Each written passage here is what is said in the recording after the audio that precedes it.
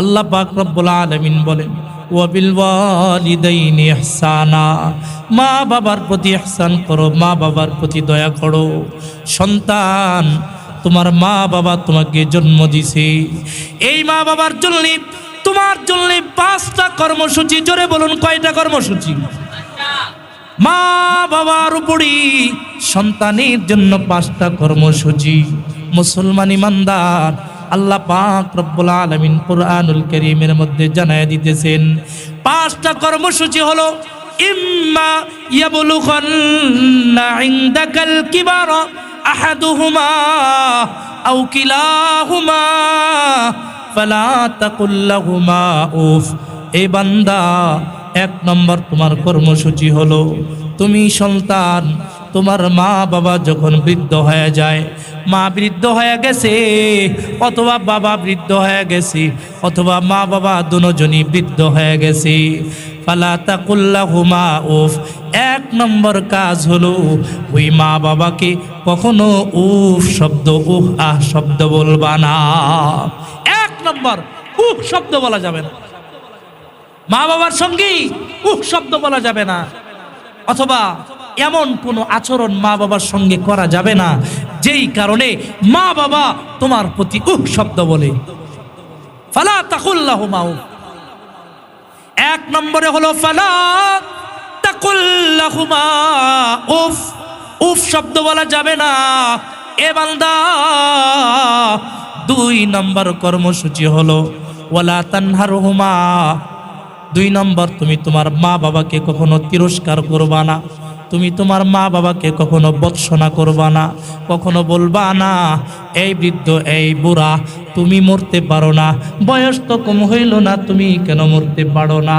বাংলার জমিনে এমন সন্তান আছে না নাই, যেই সন্তান মা বাবাকে বাড়িতে গিয়া ধমক দিয়া কথা কয়? আছে না নাই? সব জায়গায় সবার সঙ্গে মিষ্টি মিষ্টি কথা কয়, সুন্দরভাবে কথা বলে। ঘরের ভিতরে আসলে মা বাবার সঙ্গে খারাপ আচরণ শুরু হয়ে যায়। আল্লাহ কয় ওয়ালা তানহারহুমা, তুমি কিন্তু বৎসনা করো না, তুমি কিন্তু তিরস্কার করো না। 3 নম্বর কর্মসূচি হলো ওয়াকুল লাহুমা কওলান কারীমা, তুমি তোমার মা বাবার সঙ্গে সুন্দরভাবে ভালোভাবে কথা বলবা। জোরে বলুন না মারহাবা। ভালোভাবে কথা বলবা, সুন্দরভাবে কথা বলবা, নম্রভাবে নিচু স্বরে মা বাবার সঙ্গে কথা বলবা। ওয়াকুল লাহুমা কওলান কারীমা। আল্লাহ কয় 4 নম্বর কর্মসূচি হলো ওয়াখফিদ লাহুমা জানাহাদ যুল্লি মিনার রাহমা। আল্লাহ তাআলা বলে তোমার 4 নম্বর কর্মসূচি হলো তুমি মা বাবার সামনে তুমি তোমার রহমতের করুণার চাদর তুমি বিছায়া দিবা। মা বাবার সামনে তোমার করুণার চাদরটা বিছায়া দাও। মা বাবা সন্তানকে দিতে দিতে অভ্যাস, কথা কোন ঠিক না বেঠিক? সারা জীবন সন্তান বড় হয়ে গেছে, কোটি টাকা কামায়, মা বাবা তারপরেও সন্তানকে বলে না সন্তান আমার এটা খেতে মন চাই, আমাকে এনে দাও। কেন বলে না? গায়রতে লাগে। কারণ বাবা সারা জীবন কামাই কইরা তোমারে খাওয়াইছে, মা সারা জীবন পাকায়া পাকায়া তোমারে খাওয়াইছে। তুমি বড় হইলেও মা বাবার থেকে তুমি ছোট, তুমি বাচ্চা। এজন্য সন্তান যত বড় হয় তবুও সন্তানের কাছে মা বাবা কখনো কোনো কিছু চায় না। চিৎকার করে বলুন, কথা ঠিক না বেঠিক? কখনো চায় না। এজন্য আল্লাহ বলেন ওয়াকফিদ লাহুমা জানাহাদ যুল্লি মিনার রাহমা, তুমি তোমার রহমতের চাদরটা তোমার মা বাবার সামনে তুমি বিছায়া দাও। আর বলো বাবা সারা জীবন তো কামাই করছেন, মা সারা জীবন তো পাকাইছেন, আপনি সারা জীবন পাকাইছেন, হ্যাঁ আমাদেরকে না খাওয়ায়া কখনো তো আপনি খান নাই। আপনার কি একটু আপেল খেতে মনে চায়, একটু আঙ্গুর খেতে মনে চায়, একটু কমলা খেতে মনে চায়? আপনি এনে বাবা মার সামনে দিবেন। এটা হলো রহমতের চাদর বিছায়া দেওয়া। জোরে বলুন না আল্লাহু আকবার। ওয়াখফিদ লাহুমা জানাহাদ যুল্লি মিনার রাহমা, আল্লাহ পাক রব্বুল আলামিন বলেন, এ বান্দা তুমি তোমার রহমতের চাদরটা বিছায়া দাও, মা বাবার সঙ্গে এমন ভাবে কথা বলো, এমন ভাবে ফ্রি হয়ে যাও, বন্ধ হয়ে যাও, মা বাবার কোনো কিছু খেতে মন চাইলে যেন নির্দ্বিধায় সন্তান তোমাকে মা বাবা বলতে পারে। আল্লাহ পাক রব্বুল আলামিন বলেন, মা বাবা বাঁচা থাকলে এই 4টা কর্মসূচি তোমার জন্য। আর যদি মা বাবা মইরা যায়, কবর দেশে যদি পাড়ি জমায়, তাহলে এই সন্তান তোমার জন্য আরেকটা কর্মসূচি আছে। সন্তান, ওই যে বাড়ির পাশে কবরস্থানে তুমি তোমার মা বাবাকে কবর দিয়ে আসছো, আজ পর্যন্ত ওই কবরের মধ্যে তুমি যাও না, মা বাবা কোন হালতে আছি একবারও কি খবর নাও। আল্লাহ কয়, এ বান্দা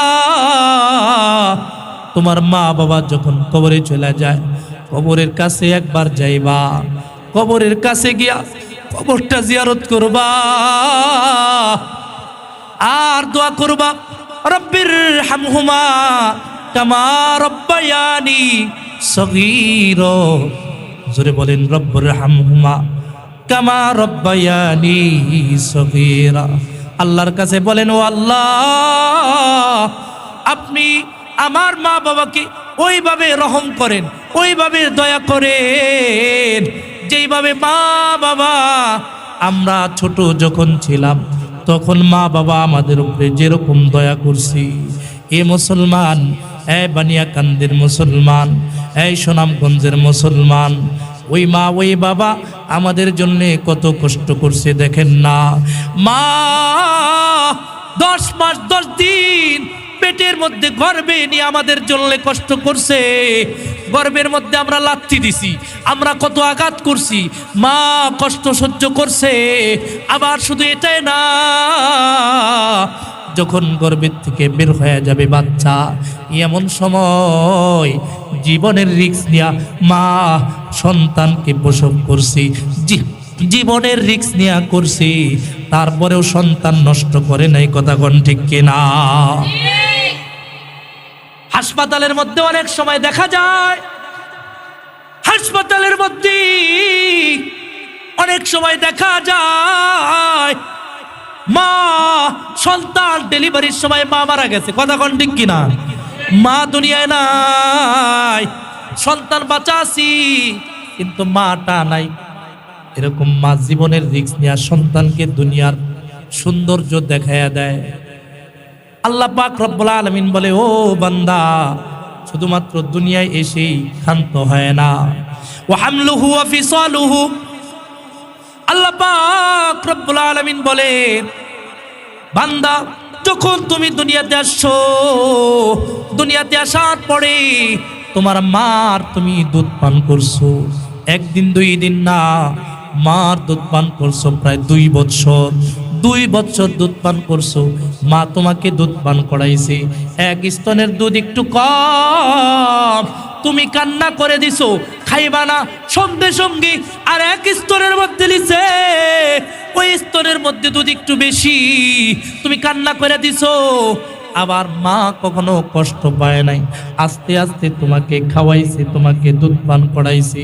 শীতের রাত মা তোমাকে কোলে নিছে, শীতের রাতে তুমি পেশাব করে দিছো, পায়খানা করে দিছো, মা কষ্ট পায় নাই, মা কিন্তু তোমাকে ফেলায় দেয় নাই। মা আবার কোলে নিয়া পরিষ্কার করে সাফ করে কোলে তুলে নিছে। তোমার চেহারার দিকে তাকায়া, তোমার হাস্যোজ্জ্বল চেহারা যখন মা একবার দেখছে, একবার দেখার সঙ্গে সঙ্গে সারাদিনের কষ্ট ওই মাটা ভুলে গেছে, হাস্যোজ্জ্বল চেহারা দিয়া কষ্টগুলা ভুলাইয়া দিছে। ওই মা ওই বাবা, সন্তান যত বড় হয় মা বাবার আদর কখনো কমে না, নিঃস্বার্থ ভালোবাসা মা বাবা করে। আল্লাহ পাক রব্বুল আলামিন বলে, এ বান্দা, যেই মা বাবা তোমার জন্য এত কষ্ট করলো রে, ওই মা বাবাকে তোমরা ভুইলো না। জোরে বলুন না আল্লাহু আকবার, আরো জোরে বলুন না আল্লাহু আকবার। আল্লাহ বলেন, এ বান্দা, ওই মা বাবা কি তুমি ভুইলো না, কবর যখন দিবা ওই মা বাবার জন্য তুমি দোয়া করবা। এ সন্তান, তুমি যখন রাত্রে বাড়িতে ফিরো না, মা তোমার জন্য অপেক্ষায় থাকি, ফোন দেয়, বাবা তুমি কোথায় আছো? রাত তো 12টা বাজে গেল, এখনো কি তুমি বাড়িতে ফিরবা না? কই কই? সন্তান বলে, মা এখনো তো একটু সময় লাগবে। 1টা বেজে যায়, মা ফোন দেয়, বাবা কই আছো, কই আছো, বলো তুমি কি আসবা না? খানা খাইবা না? ঘুমাইবা না? মা পেরেশান হয়ে থাকে। রাত যখন 1:30টার সময় ঘর ঠক ঠক করে আওয়াজ করে, দরজাটা খুইলা দেয় মা। মা পাশে বইসা থাকি। সন্তান খাবার খায়, সন্তান খাবার খায়া মার দিকে তাকায়া বলে, মা তুমি কি খাইছনি? মা বলে, সন্তান তোমাকে না খাওয়ায়া আমি মা কিভাবে খাই? আমি মার গলার মধ্যে তোমার খাবার না ঢুকলে আমার খাবার ঢুকবে না। জোরে বলুন না আল্লাহু আকবার, আরো জোরে বলুন না আল্লাহু আকবার। ও মা, ওই মা ওই বাবার জন্য একবার কি দোয়া করা যাবে না? নামাজের মধ্যে যখন আমরা হাত উঠাবো, কবর যখন জিয়ারত করব, ওই মা বাবার জন্য একবার দোয়া করা যাবে না?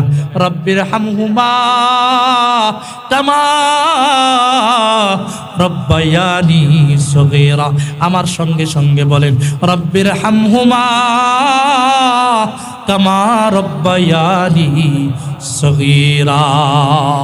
ওই মা বাবার জন্য দরদ থাকা লাগবে।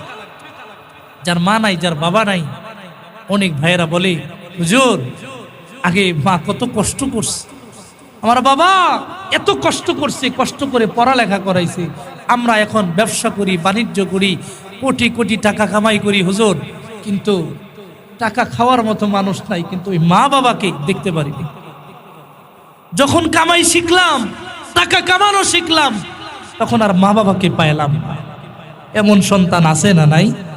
জোরে বলুন, আছে না নাই? মুহতারাম হাজিরিন, আল্লাহ রাসূল সাল্লাল্লাহু আলাইহি ওয়াসাল্লাম, আল্লাহ রাসূলের নিকটে এক সাহাবী আসছেন। এসে আল্লাহ রাসূলকে জিজ্ঞাসা করতেছেন, আইয়ুল আমাল আফদল ইলা রাসূলিল্লাহ, ইয়া রাসূলুল্লাহ, আইয়ুল আমাল আফদল ইয়া রাসূলুল্লাহ, ইয়া রাসূলুল্লাহ, দুনিয়ার মধ্যে সবথেকে ভালো আমল কোনটা? কয়টা আমল আছে দুনিয়ার মধ্যে সবথেকে ভালো আমল? আল্লাহর রাসূল বলেন, সালাসা, 3টা। জোরে বলুন, কয়টা? দুনিয়ার মধ্যে উত্তম আমল কয়টা? জোরে বলেন, 3টা। 1 নম্বর আল্লাহর রাসূল বলেন, আস-সালাতু ফি ওয়াক্তিহা। 1 নম্বর হলো আযান হয়ে গেছে, সঙ্গে সঙ্গে তুমি নামাজ পড়া নাও। আযান হয়ে গেছে, আর বিলম্ব করবা না, নামাজ পড়া নাও। মুহতারাম হাজিরিন, আপনি চাকরি করেন, আপনি ব্যবসা করেন, আপনি বাণিজ্য করেন, যা কিছু করেন না কেন, আপনি আযান হয়ে গেছে, দেরি করবেন না, সঙ্গে সঙ্গে নামাজ পড়ে নেবেন। ইনশাআল্লাহ পারবেন তো? ইনশাআল্লাহ। 1 নম্বর আস-সালাতু ফি ওয়াক্তিহা।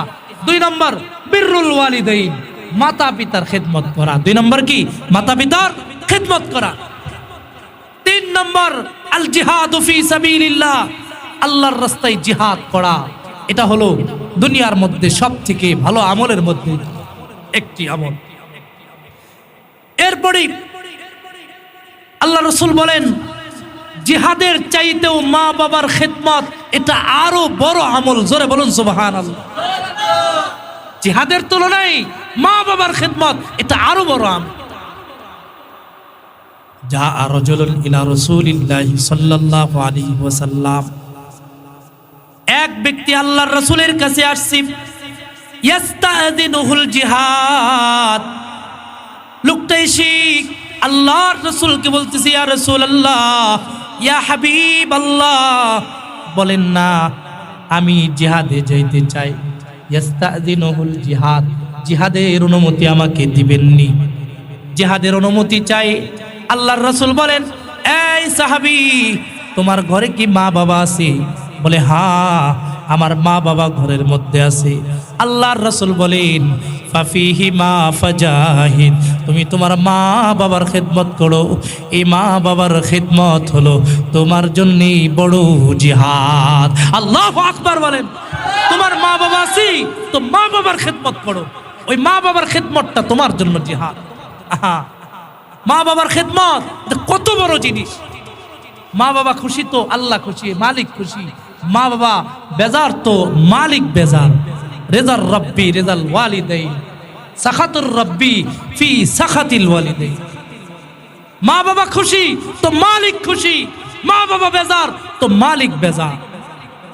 সাহাবীদেরকে আল্লাহ রাসূল বারবার বলতেন, সাহাবীরা তোমাদের ঘরে এমন দুইটা দরজা, জান্নাতের দরজা আছে, যেই দরজাগুলা জান্নাতের স্পেশাল দরজা।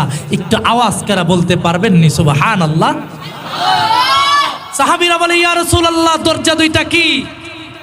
আল্লাহর রাসূল বলেন এক নম্বর দরজা হলো আল আব। এক নম্বর জান্নাতের স্পেশাল দরজা হলো আল আব। দুই নম্বর স্পেশাল দরজা আল উম, মা আর বাবা। এটা হলো জান্নাতের স্পেশাল দুইটা দরজা। এই দুইটা দরজা প্রত্যেকের ঘরের মধ্যে আছে। এই দুইটাকে যদি কেউ সন্তুষ্ট করতে পারে, হুমা জান্নাতুকা ওয়া হুমা নারুকা, দুইটাকে কেউ যদি মানাইতে পারে আর সন্তুষ্ট করে যাইতে পারে, ওই ব্যক্তির আর কোনো টেনশন নাই, দুইজনের আর কোনো পেরেশানি নাই। মা বাবা খুশি তো মালিক খুশি। আল্লাহ তাআলা মা বাবার ওসিলাই, মা বাবার সন্তুষ্টির ওসিলাই বান্দাকে জান্নাতের ভাগীদার করে দিবে। জোরে বলুন না সুবহানাল্লাহ। এজন্য মুসলমান ইমানদার মা বাবাকে সন্তুষ্ট করা লাগবে। মা বাবার সন্তুষ্ট যদি না হয়, আপনি বড় বুজুর্গ হইতে পারেন, আপনি যদি কাবা শরীফের ইমামও হয়ে যান, মা বাবা যদি অসন্তুষ্ট হয়, তাহলে কিন্তু আপনার নাজাতের কোনো ধরনের পন্থা আর পথ অবশিষ্ট নাই। কারণ মা বাবা অখুশি তো মালিক অখুশি।